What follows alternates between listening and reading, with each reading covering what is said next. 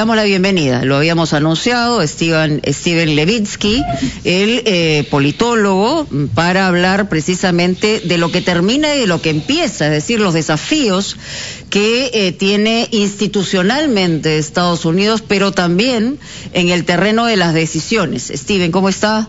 Bienvenido a Ampliación de Noticias. Buenos días.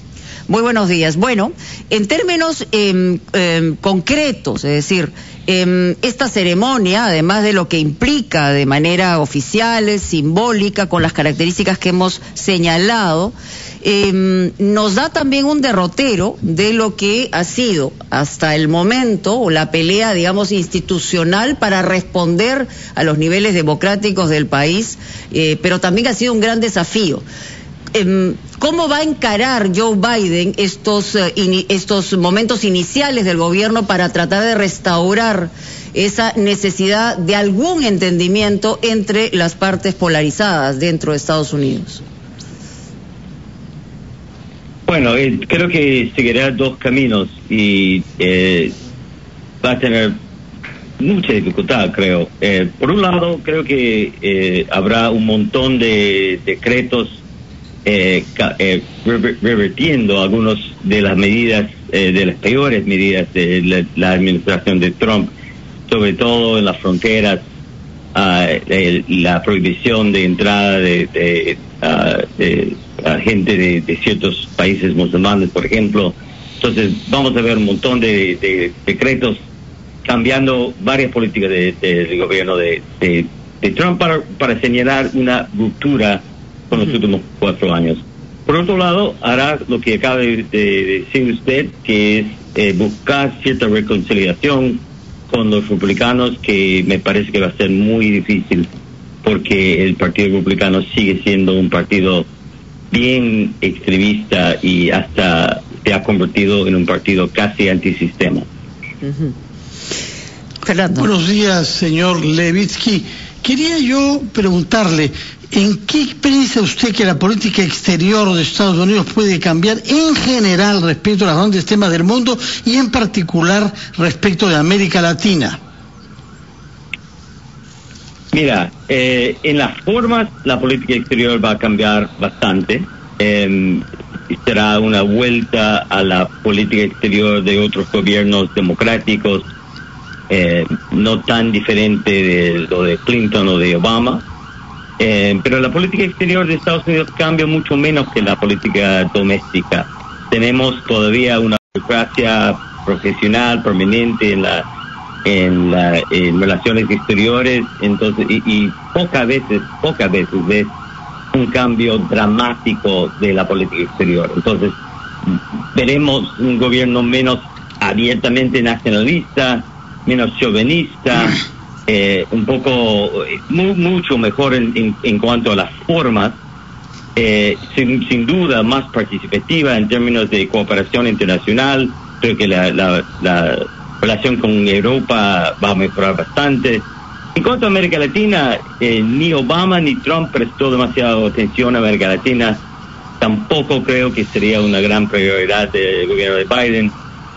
Sería menos dispuesto a apoyar gobiernos autoritarios, trabajar con gobiernos autoritarios, un poco más propensa a apoyar la democracia, pero no espero grandes cambios.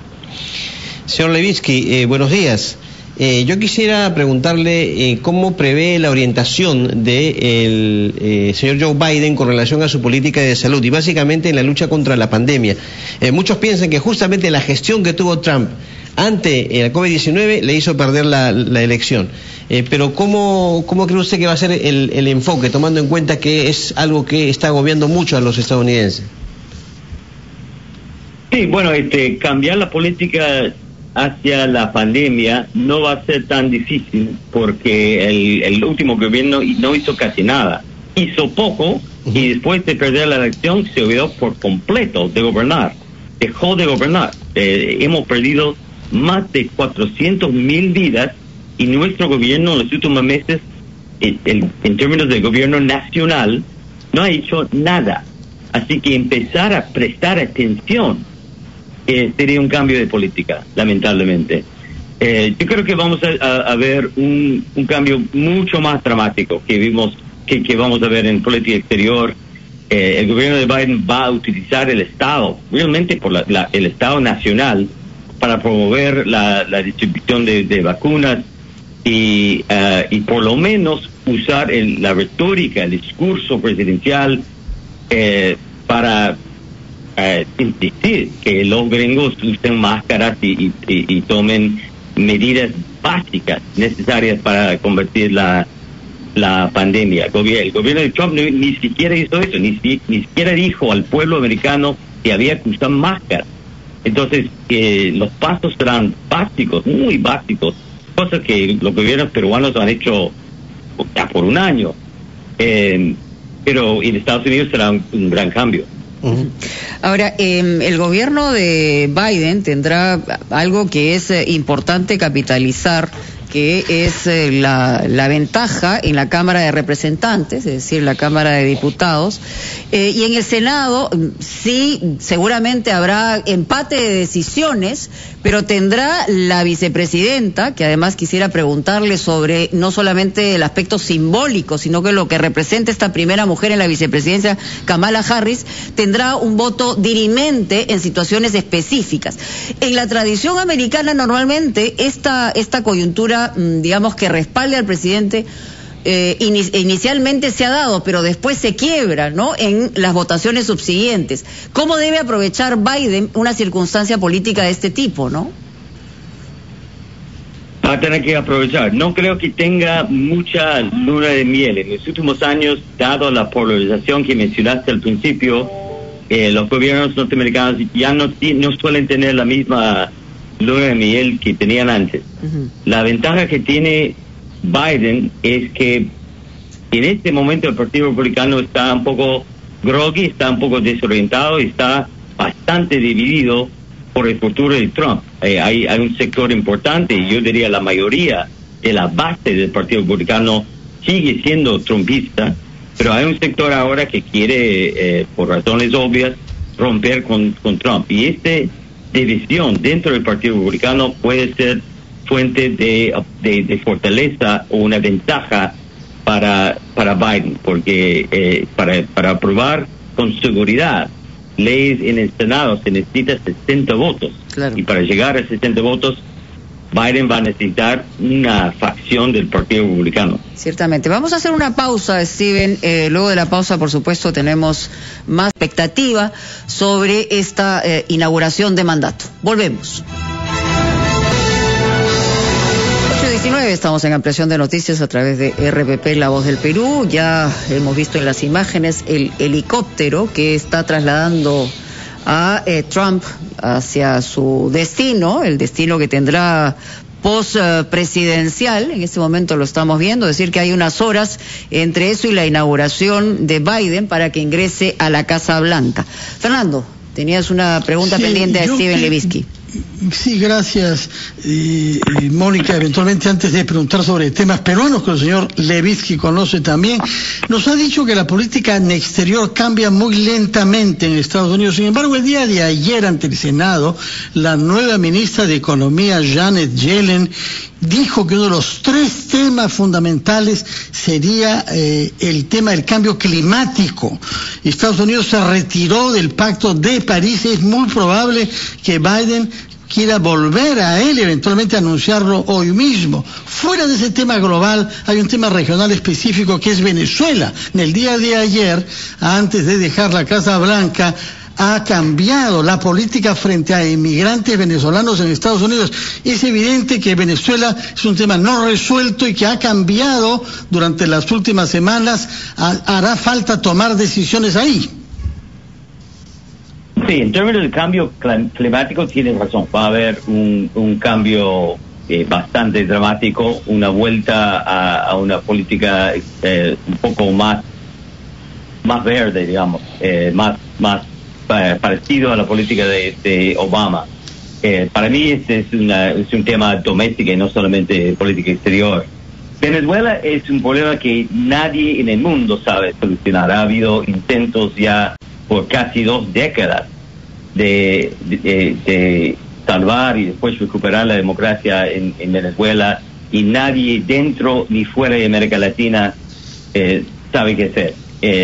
Trump su política hacia Venezuela, como su política en casi todo, fue muy inestable. Parecía por un ratito que quería invadir a Venezuela o promover una política mucho más agresiva, después se olvidó. Biden será más consistente, más coherente, pero no creo que tenga la solución al problema de Venezuela. Señor Levitsky, yo quisiera incidir en las proyecciones del gobierno de Biden en cuanto a la política exterior a la que usted se ha referido, y básicamente con relación a la asistencia que ha tenido Estados Unidos con países de Latinoamérica, asistencia de diversos tipos. El Perú fue favorecido, ¿no?, durante un buen tiempo con esta política. ¿Cuál cree usted que va a ser la política justamente del gobierno de Biden con relación a los países de Latinoamérica en el tema de la asistencia? Sé que ha sido muy perjudicada por la pandemia, pero ¿cuáles son las proyecciones? Mira, no creo que cambie mucho. No fue una gran prioridad del gobierno de Trump. Nosotros como casi todos los gobiernos en el mundo nos vamos a enfrentar problemas fiscales bastante serios. Va a haber una inversión muy grande en la economía doméstica en los meses y años que vienen. No creo que la asistencia hacia América Latina sea un tema prioritario. Ajá. Y por eso, repito, creo que no va a haber mucho cambio. Y el tema o el enfoque que va a haber con Cuba, es cierto, Biden tiene evidentemente otra visión. Barack Obama impulsó en su momento lineamientos de apertura con el régimen cubano y que fueron resistidos por Donald Trump. Sí, creo que ahí puede haber un cambio. Yo espero una vuelta a la política más abierta de Obama. Poco a poco el gobierno de Estados Unidos estaba dejando la política que había fracasado por no menor de medio siglo. O sea, seguimos una política exterior hacia Cuba por medio siglo, que a pesar de fracasar, seguimos por 50 años. Obama inteligentemente empezó a abandonar su política y promover una política más abierta, y creo que Biden volverá a eso. Bueno, lo había anunciado Fernando sobre el tema, otros temas que tocar con usted, Steven, porque es un conocedor de la realidad nacional, ha estado en momentos sumamente complejos, y porque además está vinculado a una peruana que es su esposa, así que conoce bien lo que ocurre en nuestro país. En un momento donde la pandemia recia, donde en el Perú estamos en plena segunda ola y en crecimiento, una campaña electoral que viene además después de una enorme inestabilidad política, varios presidentes, una circunstancia muy difícil, lo que se prevé es demasiado fraccionamiento una vez más en el Congreso. Entonces, ¿cómo ve usted desde fuera lo que está ocurriendo y cómo se está manejando en términos políticos? Porque hay uno relativamente, primero eventualmente en encuestas, pero después un pelotón más pequeñito que nadie sabe qué podría pasar con alguno de ellos, ¿no?, para pasar a segunda vuelta. ¿Cuál es su análisis? Mira, sobre todo para mí es más de lo mismo. Los partidos políticos en el Perú vienen colapsando desde hace casi 30 años. Esto tiene algunas consecuencias. Uno es la casi desaparición de la clase política. Lo que tenemos en el Perú son sobre todo novatos políticos, empresarios y otros que entran a la política sin experiencia, sin mucho conocimiento o socialización en las normas y prácticas democráticas. Se vio en el comportamiento del Congreso en los últimos años, y una tremenda fragmentación de la política que se ve en la primera vuelta de cada elección presidencial. Como consecuencia, hay mucha inestabilidad, mucha incertidumbre sobre los resultados. No es solamente fragmentación, hay mucho rechazo hacia todos los candidatos. Solo un candidato en las encuestas llega al 10% en las encuestas. Es increíble. Perú es el único país en el mundo que conozco yo donde todos los candidatos tienen, antes de ser elegidos, todos los candidatos tienen desaprobación que es mayor que su nivel de aprobación. O sea, ninguno de los candidatos es querido. Es producto de un colapso total del sistema de partidos políticos. Entonces, creo que será como 2016, como 2018. Pero puede ser peor, ¿no? O sea, lo que se augura cuando hay una prácticamente desaparición de una clase política, hay una tremenda fragmentación, nadie los quiere. Entonces, lo que, según se avisora desde su análisis, es que la cosa puede venir a peor. Sí, pues siempre puede ser peor. Pero sobre todo, creo que lo más probable es que salga elegido el que va visto por la mayoría como el mal menor, y no es muy querido, que es bastante mediocre, pero es visto como el mal menor comparado con otros. Y que el Congreso sea fragmentado y lleno de novatos, ninguno de los cuales puede ser por ley, puede ser elegido, entonces tiene horizontes de tiempo muy cortos y actúa de una manera poco responsable. Entonces, espero una repetición más o menos de los últimos 5 años. Steve Levitsky, usted es autor de un libro que ha sido muy popular en Estados Unidos, ¿Cómo mueren las democracias? Y cuando lo oigo comentar sobre la evolución política del Perú, yo me pregunto si no está en parte inspirado en algunas de las cosas que hemos vivido acá, pero hemos vivido otras también, como manifestaciones donde se ha expresado nuestra población, sobre todo los jóvenes, y bien que mal estamos respetando nuestro calendario electoral, y las elecciones están llevándose a cabo en la fecha prevista. ¿Usted piensa que esos últimos 5 años el Perú se ha acercado más a la muerte de la democracia o a la supervivencia de nuestra democracia? La supervivencia. Nosotros en el libro Cómo mueren las democracias sacamos varios ejemplos del caso de Fujimori, un caso donde en los 90 la democracia peruana sí murió. Entonces sacamos muchos ejemplos de este caso, pero desde 2001 la política peruana ha sido la democracia peruana ha sido muy accidentada, con muchos problemas, mucho déficit, muy poca confianza pública, pero sobrevive. Y sobrevive por varias razones, pero uno es la defensa constitucional de la gente en la calle, pero sobre todo porque todo el mundo es débil. Una consecuencia de la fragmentación política es que nadie tiene la capacidad de imponerse.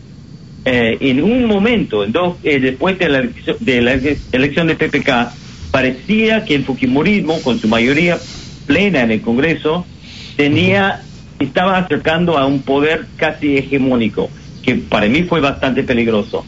Pero su colapso político a partir de 2016 ha significado una vuelta a una tremenda fragmentación. Y lo bueno de la fragmentación es que nadie puede imponerse. Sí. Y eso es la razón principal por la cual sigue sobreviviendo la democracia peruana. Steven, volviendo al tema de Estados Unidos, ¿cuál cree usted que es el futuro político de Donald Trump? Esta es la pregunta de millón de soles. Ya será de dólares porque es más grande. Mira, Trump tiene gran apoyo. Es la figura más popular en el Partido Republicano por lejos. Entonces, si él quiere seguir en la política de un modo u otro, probablemente va a poder. Él podría operar detrás de las escenas, podría apoyar cierto candidato, podría promover uno de sus hijos, que sea una posibilidad. No creo que lo haga, pero podría ser candidato en 2024 si sale de ese proceso de impeachment. Hoy por hoy parece que él va a seguir siendo una figura muy fuerte y sería fuente de división en el Partido Republicano. Es muy difícil para mí imaginar que él vaya a desaparecer de la escena política. Ciertamente. Muy bien, Steven, podríamos seguir conversando sobre este tema. En realidad, vamos a ver si la presencia de un Trump detrás de cortina y detrás del poder perturba una situación o finalmente se queda dentro de un partido como es el republicano.